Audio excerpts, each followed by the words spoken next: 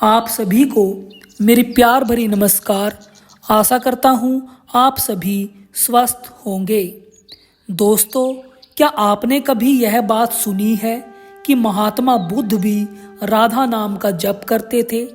कुछ लोग इस बात को पूरी श्रद्धा के साथ कहते हैं, जबकि कुछ लोग इसे बिल्कुल गलत मानते हैं। आखिर सच्चाई क्या है?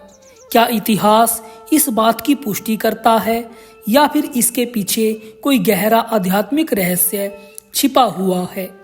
आइए इस विषय पर शांत मन से विचार करते हैं। महात्मा बुद्ध को संसार एक ऐसे महापुरुष के रूप में जानता है जिन्होंने राजमहल का सुख त्याग कर सत्य की खोज की। उन्होंने ध्यान, करुणा, अहिंसा और आत्म जागृति का मार्ग दिखाया। बौद्ध ग्रंथों में हमें उनके उपदेश, ध्यान की विधियां और निर्वाण का मार्ग विस्तार से मिलता है। लेकिन जब हम यह प्रश्न पूछते हैं कि क्या बुद्ध राधा नाम का जप करते थे, तो इतिहास और उपलब्ध बौद्ध ग्रंथों में इसका कोई स्पष्ट प्रमाण नहीं मिलता। कहीं भी ऐसा उल्लेख नहीं है कि बुद्ध ने राधा नाम का जप करने का उपदेश दिया हो। तो फिर यह धारणा कहाँ से आई? कुछ संत और आध्यात्मिक परंपराएं मानती हैं कि सभी महापुरुषों का लक्ष्य एक ही परम सत्य की प्राप्ति था। राधा हमारी आत्मा है और परमात्मा उसका परमेश्वर है। तो जब राधा परमात्मा से मिल जाती है तो वह आत्मा राधा भी कहलाती है। उनके अनुसार नाम अलग अलग हो सकते हैं, मार्ग अलग अलग हो सकते हैं, लेकिन मंजिल एक ही होती है। इसी दृष्टिकोण से कुछ लोग बुद्ध को भी उसी दिव्य चेतना से जोड़कर देखते हैं जिसे अन्य परंपराएं राधा, राम, हरि, वाहेगुरु या परमात्मा के नाम से पुकारती है।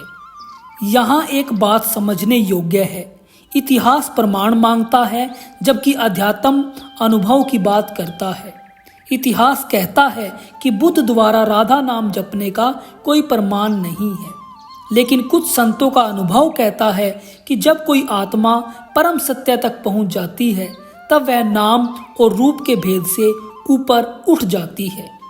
इसलिए हमें दोनों बातों का सम्मान करना चाहिए। यदि कोई व्यक्ति ऐतिहासिक दृष्टि से देखता है तो उसे प्रमाण नहीं मिलेंगे। यदि कोई व्यक्ति आध्यात्मिक दृष्टि से देखता है तो वह सभी संतों और महापुरुषों में एक ही दिव्य प्रकाश देख सकता है। शायद सबसे महत्वपूर्ण प्रश्न यह नहीं कि बुद्ध कौन सा नाम जपते थे, बल्कि यह है कि क्या हमें अपने जीवन में प्रेम, करुणा, सत्य और ध्यान को स्थान दे रहे हैं, क्योंकि यही गुण बुद्ध के जीवन की सबसे बड़ी शिक्षा थे।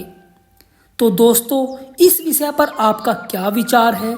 क्या सभी महापुरुष एक ही परम सत्य की ओर संकेत करते हैं, या हमें केवल ऐतिहासिक प्रमाणों पर ही विश्वास करना चाहिए? अपनी राय कमेंट में अवश्य बताएं। एक विचार करने योग्य पंक्ति भी है कि नाम अलग अलग हो सकते हैं, लेकिन सत्य की खोज हर महापुरुष का उद्देश्य रही है। आप सभी को ये विचार कैसे लगे, कृपया मुझे कमेंट में बताएं। आप सभी का धन्यवाद।